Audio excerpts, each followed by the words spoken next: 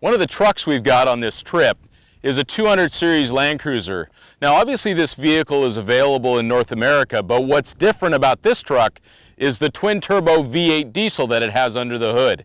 So not only does it provide fantastic power on the road and on the trail, but it also gives pretty good fuel economy, much better than the 5.7 liter would give in the United States. I've actually driven both variants, and personally I prefer the diesel greatly over the gas motor. It's a much more usable engine overall, especially in these types of conditions. So from the base vehicle, Rob from HEMA Maps basically opened up the ARB catalog and outfitted the thing with some pretty serious hardware. So it has, in addition to the factory traction control, it has front and rear locking differentials. It also has a full ARB bull bar, side rails, step integration. It also has a heavy-duty K-Mar rear bumper with twin swing outs, so twin spare tires on the back, plus a high lift, and a rear-facing auxiliary camp light.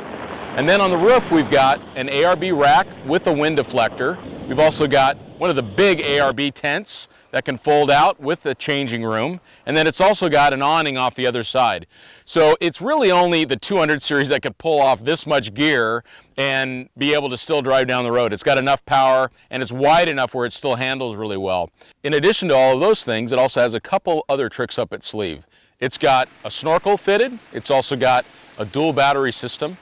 It's got on the interior, it has a HEMA navigator, and it's got some really nice and thoughtful storage solution that Rob's used in the back, ARB fridge, and literally a laundry list of additional items.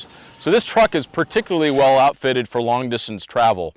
Now one of the things that for me I thought was interesting about this truck, I'm not a particular fan of the 200 series because of the size of it, but I found it really interesting that Rob, who literally does hundreds of thousands of kilometers a year of driving in the backcountry of Australia, that he selected this truck.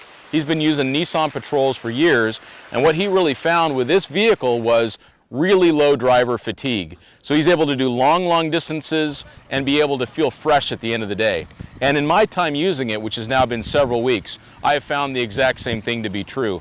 So it doesn't matter if you're doing 140K down the highway, or if you're doing 60K on a desert road, or you're going over sand dunes, or even moderately technical terrain, this vehicle really does perform. You just need to know that there is limits. It's a large truck, it's very heavy, it's not going to do that well in really technical terrain. So use it as the great adventure tourer and then leave it at that. Another downside obviously is huge expense. This is an expensive vehicle and it has lots of expensive accessories. So if you've got the wallet for it, it'll reward you at the end of the day.